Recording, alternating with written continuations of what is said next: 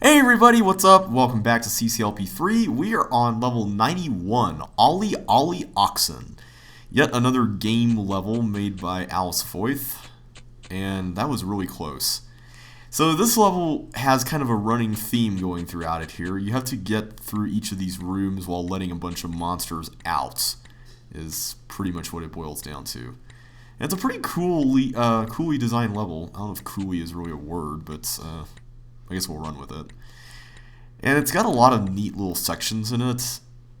Yeah, this is one of those examples of a level that on its own is really awesome. But as a part of CCLP3, again, it's another case of so many variety levels ultimately make the entire product very homogeneous, which is kind of an irony, since the levels themselves are not very homogeneous at all. And I'm going to send this guy through because I know there's a bomb there, which is kind of a little unfair, but whatever. And we'll kill all the paramecia. So yeah, that's one of my main complaints I have about this set in hindsight now, is that. And I'm just going to play it safe here. There we go. I know that there's way faster ways to do that, but I don't really want to take any chances. I don't want to have another Maginot Line experience. So yeah, this is actually one of my favorite levels in the set. I really like this one a lot. Just because for a variety level, it accomplishes what it's setting out to do very well, and it's actually got a running theme going throughout it, which is something that a lot of my levels didn't really have. I mean, you could argue that Mediterranean had something of a running theme going through it, just because the design helped with that, but that's very minor, and it's not really related to the gameplay. And it's, as far as design goes, it's not exactly the most noticeable thing in the world. So yeah, it's kind of a tough thing to really handle with balance, for lack of a better way of putting it. But anyhow, this level, Bolkonsky, I don't really know what this is a reference to, if anything at all. But it's a really cool level. It's also got a bold route that I actually had a really hard time finding because I was on the wrong track with it pretty much the whole time. But it's really satisfying to find. And I am going to send a couple of gliders in there. So let me open up the door. Okay, that should be enough wait time. They shouldn't collide with each other. Alright, so we're going to use those eventually to get the bombs blown up. So this was made by Joshua Bone, and it's a classic example of a design shortcoming that I'm not really a big fan of, which is the why do you need to have your level on the very edge of the level where when you don't have to touch the border at all. Okay, I know that's kind of a weird, thing that I have, is not being able to touch the board, but seriously, levels look really neat when they're centered, and unless there's a really good gameplay reason to have your levels touch the border or be on the very edge, generally I just don't recommend doing it. I guess I just don't see the value in doing it. Unless you're just doing some really cool avant-garde thing as a designer or whatever. So, yeah. I think eventually Josh re-released his set with this level redone such that it looked a little neater, which I really appreciate a lot. But yeah, this original version is kind of a little bit odd. So I'm going to use this to direct you guys down there and just bridge over. And that should be everything. And I don't think the toggles... Oh yeah, the toggles do need to be in the other state. So I'm going to push this down here. So this is what I thought the bold route involved. And hang on. Ooh, excuse me. I thought the bold route involved cloning a bunch of gliders from that cloner down there and then redirecting them through this room over here, having some of them blow up the bombs, but also putting the block right here such that they would all flood out, and then they would all bunch up here, and then they all go down over here, and one would get in the trap, but then you would also have the other block over here instead of pushing it all the way over. And then after that, well, I guess alternatively you could put it there as well, but after that, then the gliders would travel all the way down here, and they would collide in just the right way to send one into the toggle button right as you're exiting. Yeah, thankfully that was not the solution, but I did manage to get 402, or 3 under bold with that method, so It is possible to do something with it, but it's not really something I'd recommend. Anyway, Shattered is the next level, and I'm going to have to remember how to solve this because I honestly do not. I think it involves something like that, and then you go through here. This is another James Spriggs level. He had a lot of levels with this sort of toggle the right way kind of puzzle going on. I don't know exactly why, but it's a pretty cool idea when used well, and I think this level does use it well. This is also a very tight time limit level as alongside everything else.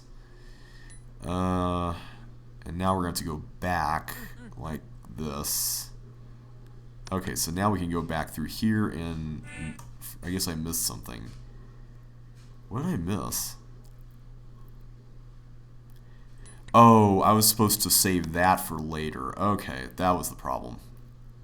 Okay, fair enough. It is nice when the levels are short enough that you can just restart without having to worry about, drudging along something crazy again. That is one thing I'm really dreading about the later parts of the set, is having to go through and do all that with some of the really tough levels. So we'll see how it goes. I don't know how it's going to go, but I guess we'll find out. And that clones a block there. And as far as this goes, this seems pretty straightforward. How do I get a block? Oh, was I supposed to push that up? I was supposed to. Let me just keep going in case I didn't really mess this up. How am I supposed to? Oh, go down there, okay. I'm already forgetting things. Okay, I used this guy to go over here. Okay, so I did do it right. I was going to say, that looked like that was the only way to do it, so. Now we partial post, go through here, and we have a bunch of just pointless toggle switching just to trip you up, I guess. Then we go back through here, and I think I saw the exit over here somewhere. Yep, there it is. So Shattered is complete. Another level that for some reason is on the very edge despite it being very small. On to Mistakes. Oh, there's a hint here we need to read. And we didn't get a chance to read it. Alright. Sometimes mistakes are inevitable. Make sure you learn from them, though. This level was made by Daniel Bouwmeester, and it was originally just titled Trap. Like, that was all it was titled. And so our first thought was, okay, we need to change that, but what are we going to change it to? And my idea was to call it Unforeseen Consequences, which I think is the name of a level in Half-Life, the original Half-Life. So we need to hold that down. But Modhav came back with a suggestion to make it something a little simpler, since a lot of Daniel's titles were pretty short. So in order to just make sure we honored his, his standards as a level designer, we went with a shorter title. So Mistakes was what we came up with. I'm just going to go through here like this. You don't want to collect those flippers that are back there in the other area, because you need those right now. So you can get those there, go back through here, and then we go back through the teleport again. So now we have all the stuff we need. And you need to time this such that you go in here when the toggle door closes. That's kind of a little tricky and evil, but you can figure it out pretty easily. And I don't know why I went over there. Which one is the correct one? Okay, it's the bottom one. Thankfully you can see that, which is nice. Okay, I just want to make sure. Is there anything else? I don't think we can go. Yeah, we can't go there yet. Alright, so this section. You can see things here. But if you're not careful, you can plunge into the water. There isn't anything that you can do on the left, by the way. Okay, we got some tank shenanigans here to deal with. There we go.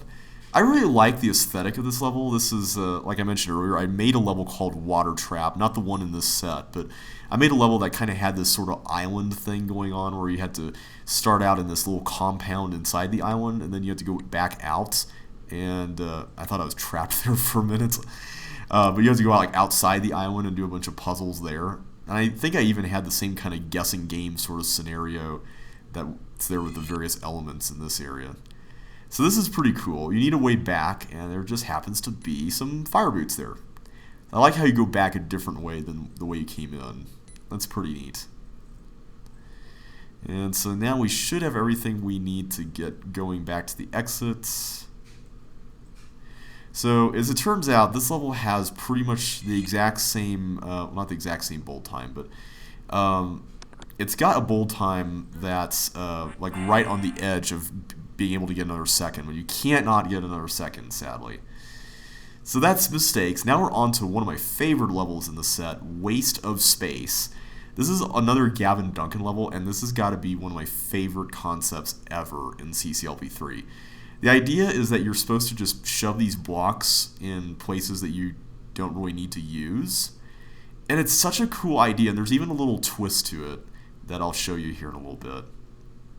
But it's just really, it's just so neat. I like it a lot. I actually made my own sort of version of this level called Tedium, I think was the name of it. And it was much less interesting, so I ended up just scrapping the whole thing just because it was kind of dumb. And I don't think you can get a block up into... Oh, wait, no, you can. You can just push it up right here. Duh. So let's do that. The boosting here is really tricky, so I'm just going to try to be very cautious about it.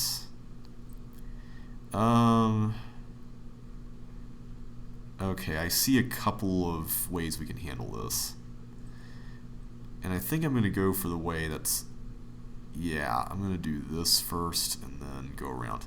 Okay, I think I got the game plan for the rest of this.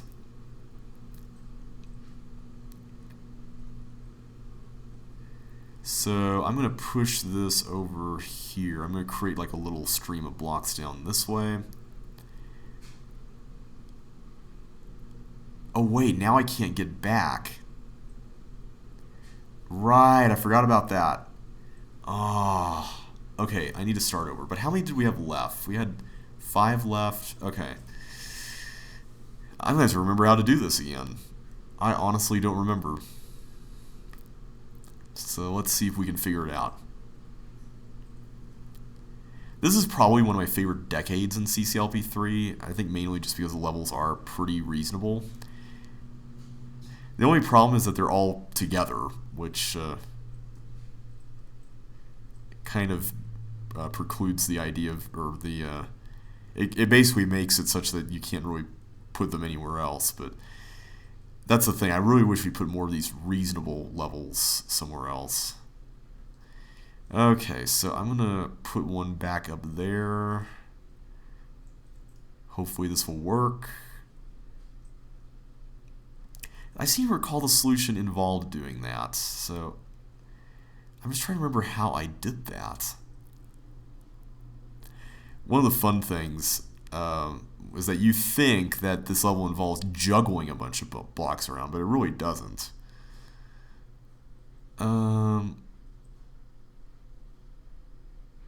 I guess the safer way would just be to push them all there. So I'm going to do that instead. Hopefully that will work. Hopefully that will work. Let's see. How many do we have left? We have 6? Oh man, that's going to be rough. And if I start stuffing them in there... Okay, I think I see how I can do this. This shouldn't be too hard. There are multiple ways to do this, and you can put one there, which is the twist. Like, normally you wouldn't even think about that because you're so focused on getting them into this area, but you can totally do that, and it's such a neat little trick. So that should be everything.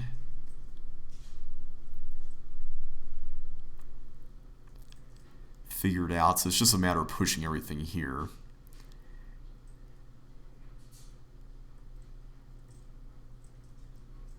And we got one left, which is perfect, because that's all we have room for at this point.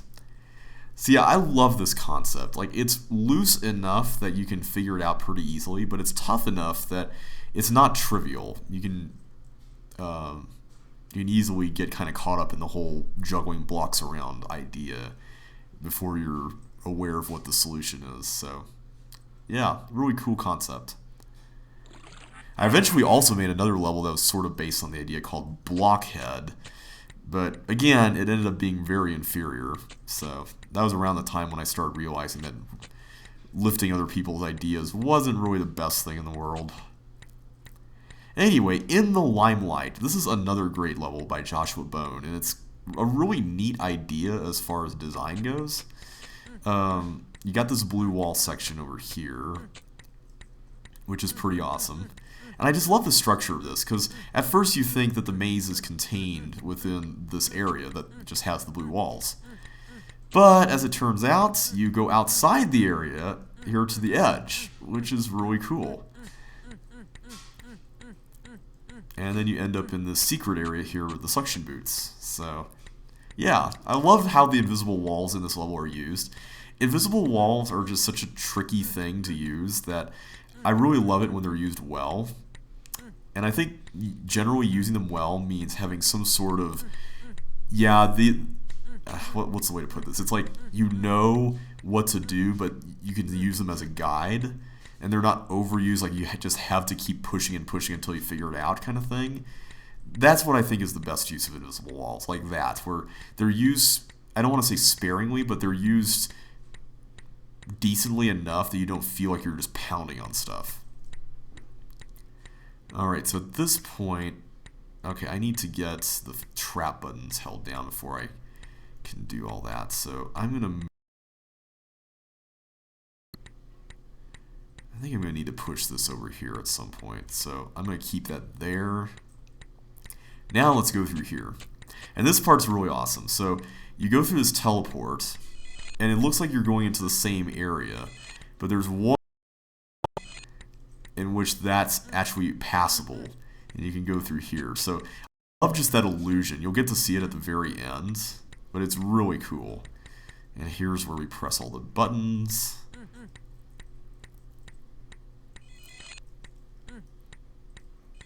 There we go. We're back here at the start now, thanks to the toggle press.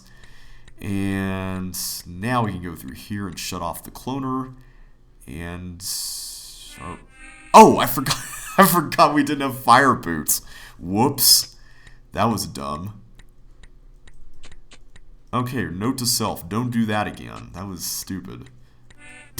I just totally boosted the wrong way, and oh my goodness. That was so embarrassing. Okay, let's be smart about this time. Let's not do that again. That was so dumb. So dumb, so dumb, so dumb, so dumb, so dumb. I don't know where that came from, but one of my friends loves saying that whenever he sees something dumb. Alright, I'm not going to bother pressing on all these walls again. You guys know the layout, so just blaze on through. Fingers crossed that we'll get it this time. I really appreciate also that the telenet style section with the teleports is not, differently shaped rooms that you have to think about every time you go through them. You can just expect the same predictable monster movement in every room. That I really appreciate. Alright, so let's press the button again. Okay, this time I gotta remember that I don't have fire boots. I have to get them behind the yellow door. That's what the key is for.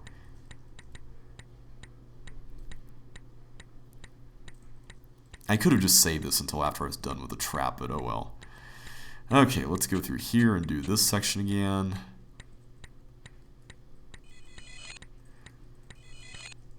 There we go. You have to remember where the invisible walls are on the way back. Jeffrey is really good at doing that in his Let's Play, remembering where things are. I'm not. Like, I need to actually be more cognizant of it. And that's mainly just because I'm concentrating on commentating and stuff. And, oh, right, I shouldn't push the block there right away. Okay, you got me. I'm being a doofus again. But yeah, I need to really remember, like, when I do blue wall mazes and stuff, where everything is. Because that is a really good skill to have if you want to get through levels at a reasonable pace. which is one thing I'm trying to work on. Because I mean, you look back through some of my Let's Plays that I did blind of levels like, or sets like Josh L5 and 4 and, you know, Rock Set and stuff like that. I mean, I did a pretty terrible job of pacing those out. I mean, when it came to things I knew, like Andrew Menzies sets, you know, Pit of 100 Tiles, another 100 Tiles, those weren't so bad. But that's because I knew what to expect. And the same thing is true here. So I feel like I should be doing a lot better at this than I have been.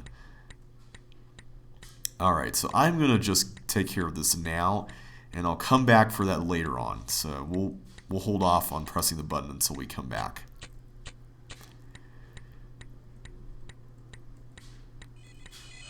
Alright. There we go. I didn't hit any invisible walls. Woo! Alright.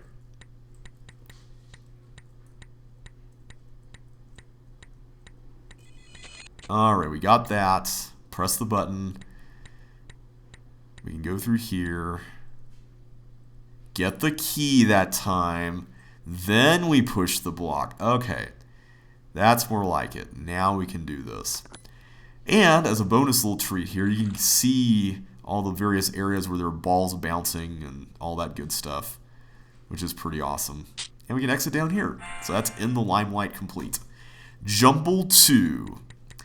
So, as I alluded to earlier, we had so many of these potpourri style variety levels in the set that eventually, when we came to naming some of these, this level was originally titled Jumble II in its original set. Much like Replay 2 informed what Replay 1 was ultimately named when it was originally titled Going for Bold, this level informed what Tyler's earlier level that was called Jumble was named, because originally that level was titled Bolts and Nuts. You know, kind of like nuts and bolts, but it's not! Get it? So yeah, we decided to use Jumble as the, I don't want to say the standard level title, that sounds wrong, but just sort of our go-to name for levels that just really didn't have, you know, a name that would really make sense otherwise, and that was a bad idea. Yeah, okay, this section is kind of mean. You really have to be on your toes there when it comes to pushing all those blocks in. It's even tougher in Lynx, arguably. But yeah, this level was made by Mike Lask, and it's actually, you might be able to kind of tell by the way this is laid out, but this is meant to be sort of a abridged version of some of his own levels, which a lot of these don't even appear in this set. In fact, I'm wondering if any of them appear in this set. I know he has other levels in this set, but I'm just not sure if any of the ones referenced here appear in CCLP3. I'm going to have to think about that. But anyway, this was kind of a popular trend that Pie Guy started back in the day with a level called Table of Contents, I believe. Okay, that wasn't so bad. Now I just have to get through all that. Yeah. How am I going to do that? Okay, luckily there's nothing here, so I can go through there. Alright, I was making that out to be way harder than it was. But yeah, Pie Guy made a level called Table of Contents that was the first level of his set Pie. And it was basically a preview of what you could expect to see in his set. So Mike did something similar with his set where he made 5 levels that were all titled Jumbled 1 through 5. And in them he made little abridged versions of his own levels. This happens to be the one that got the highest votes, and it did very well in voting. The other ones are pretty good as well, but this one I think is by far my favorite, just because it has the best variety and it flows very nicely. It also has a very evil bold route where you have to create slide delay in this room to prevent you from waiting in a later room. But you have to do these half waits when you push blocks through the teleports, and it's just, oh, it is brutal. But it's definitely very satisfying to get. Alright, so yeah, this section right here. Yeah, I don't think any of these levels made it into CCLP3, which is kind of ironic.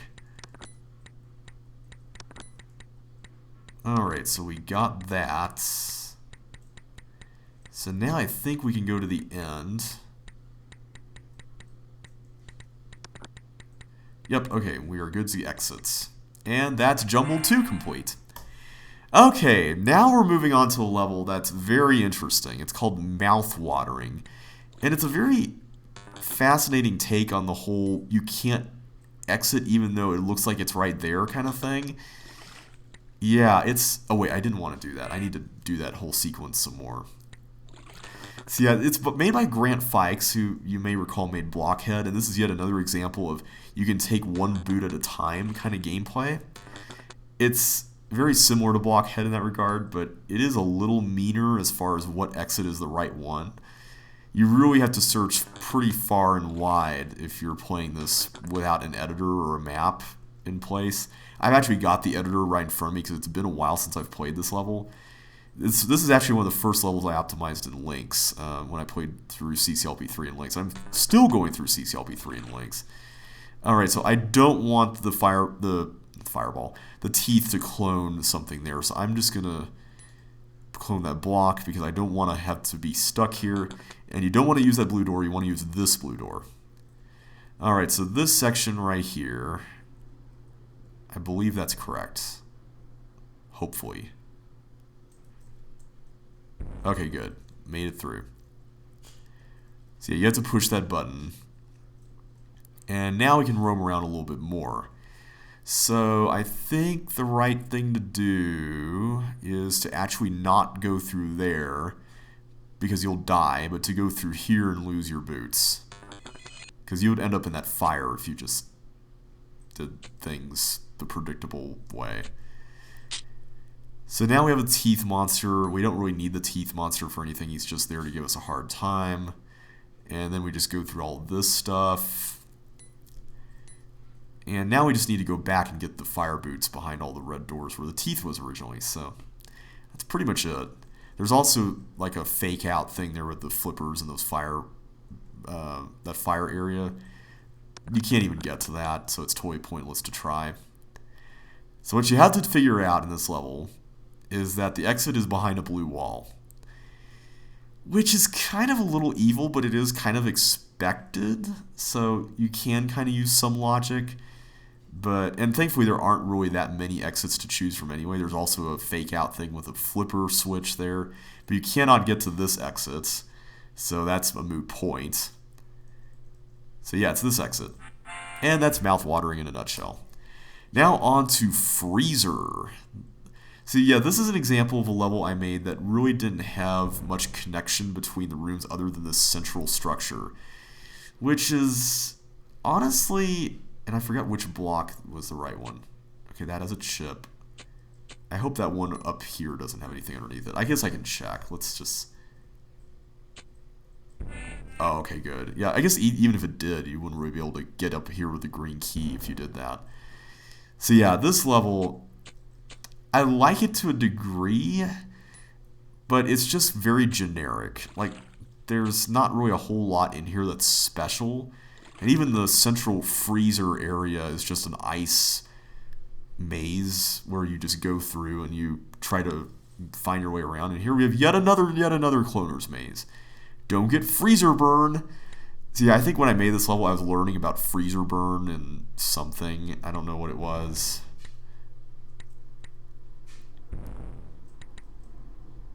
Oh boy, that's not good. Watch out, watch out, watch out. Oh boy. I think we're about to get freezer burn, so let's just restart. So yeah, I think that's probably one of the hardest things in the whole level is that room, but you can easily figure that room out. It's not even that hard. This level was also a major pain to optimize, mainly because of the boosting in this room. This room, when you get all those chips, it's late enough in the level that it's really irritating. Okay, let's be a little bit smarter about this. This time I'm actually going to get the chip instead of doing what I was doing there. And, okay, there we go. There we go. That's much better. Okay. No, no, no, no. Oh, I forgot to get that chip. Ah. That was really, really dumb. Okay, let's try this again. It's been a couple or 3 years since I originally optimized this. I got a record Or wait, no. Did I get a record? I think I got a record and then Pie Guy just obliterated it. That was the really frustrating thing about playing through this for the first time, was just seeing all my records just get totally squashed. Because honestly, after optimizing Tom Rao's levels, I thought I was so good at optimization when I really wasn't. Okay, we need to calm that down. That's not calmed down. Okay. There I go again, making commentary and not concentrating. I need to work on that. I really need to work on that. So I suppose this is a good time to explain that right now, I'm probably, after level 100, I'm probably not going to be doing 10 levels per video because the difficulty of the set is about to escalate pretty significantly. The 100 to 110 range is not that bad, but after that, it can be pretty rough. So I'm going to see how that goes there, but I know, especially after 100 to 110, it's going to be pretty crazy, so just as a word of warning. Okay, good. I thought that was going to get messed up, but thankfully it did not. And we have gotten everything, so no freezer burn. Yay! Now we can actually proceed onward with the level, and hopefully we won't mess anything up later, since this is a pretty lengthy level. Got a ball dodging thing here. And we get to ride another long ice slide. This is one thing I really enjoyed doing back then. I was kind of inspired by Daniel Bouwmeester's Canal. It was a blue wall maze inside a long ice slide, essentially. Okay, what do I do with this? I'm trying to remember now. Pretty sure I just do something like that. I think... Oh, wait, no, I can't extract those. Ah! My levels are giving me trouble. This is the great irony of this Let's Play, is that my own levels are the ones that are giving me trouble. See, this is what happens when you design things that are meant to be way too difficult, and then you end up getting hoisted by your own petard. That would be a great level title for the level with Once Upon a... or the video with Once Upon a Troubadour in it. You know what? I think I'm going to use that. So... Alright, so we do that, we do that, we do this. There we go. And I got the chip up there, so it's just a matter of getting these. Okay. So yeah, there's this level called Canal that Daniel Bouwmeester made. It hasn't been in an official set yet, which I'm kind of a little upset about. Honestly, I'm not really pulling for it for CCLP4 just because I think there are better mazes out there. But at the time, it was quite an interesting optimization challenge, just because you had to do a lot of boosting. It wasn't as bad as this level, but there was a lot of boosting involved. You had to find your way around with the blue walls, which was yet another thing you had to keep in mind. So pretty crazy level overall. Alright, so I need to find a way to extract these blocks down here. Can I, though? I don't know if I can. I know I can get this one, the one right above me. Maybe that is all I can get. Let's just try it. I shouldn't have just restarted like that. Because this I think this actually is the solution. Except now I think I've just trapped that block forever. And so how many do I need? I need 1, 2, 3, 6. Okay. Yep. I can't solve the level now. Grrr. I really need to start thinking through these things more.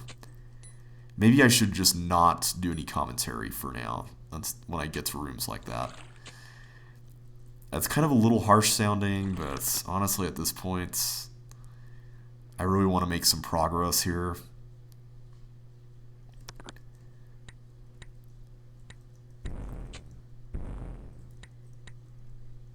Good. Oh wait, let me get this. There we go. And come to Papa. There we go. Okay. Yeah, this is another thing that I was really obsessed with, was block checkerboards, as some people call them. Because I was so uncreative when it came to Soko bands in general. Yeah, when I make levels for CC2, I'm going to try to be a little more cognizant of that, because I really want to have more original content. I've already made a level that's basically adapted from another puzzle, but I don't mind doing it if it's something that actually works pretty well. Okay, Okay, I see it. I see it. You have to do this. Alright, that was way easier than I thought it was going to be. I'm making things way too complicated. I need to tell myself that that's not worth it.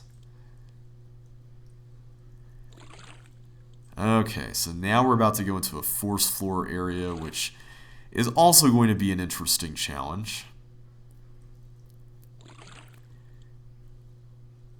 Okay, go there.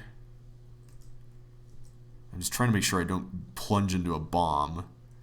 Thankfully, it's pretty difficult, but still.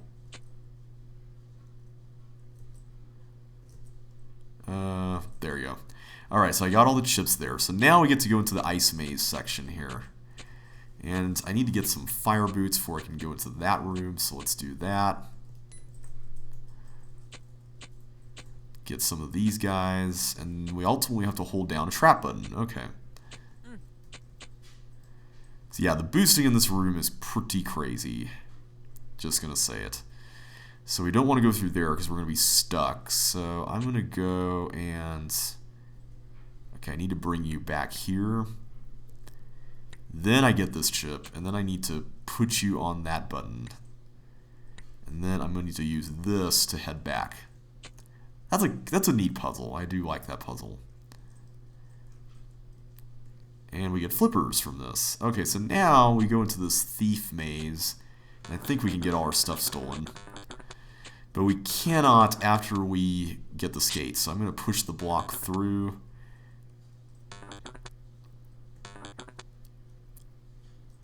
Alright, I'm going to put it down there so it can go over here.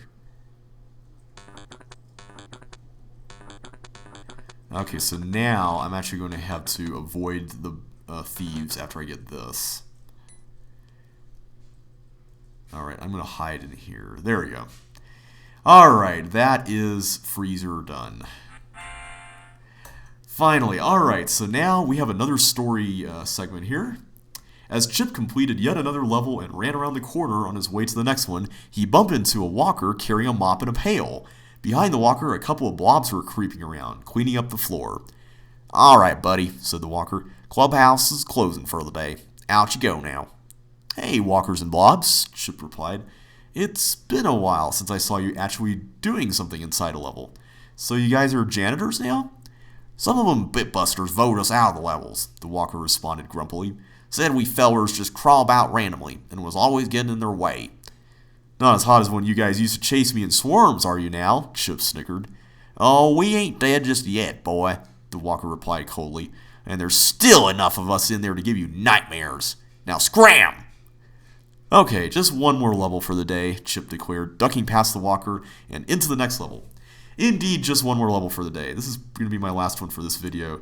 This one's called Sardines, and I really like this level a lot. It's a pain to optimize, and I totally flubbed that. But one fun thing about this level I'll show you here in a minute. So I'm going to get stuff in here. You can go over here and see what the objective is. But yeah, so you can see right here there are walkers and blobs roaming around the level on the outside. So we decided to put that story segment there, mainly not just as sort of a, not just only like as a reference for that, but also as a touch point for just how much there weren't very many random levels in the set. Okay, that should be enough. Let's do that. So, I'm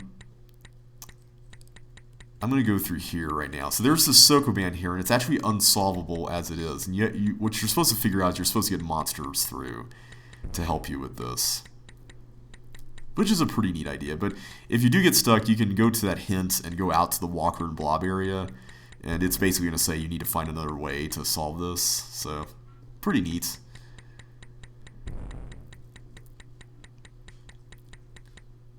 Okay, I'm going to try to get at least one glider in here, if not two. So I think the buttons are toggling frequently enough that it can work. I can just get by with one. Let's just do one.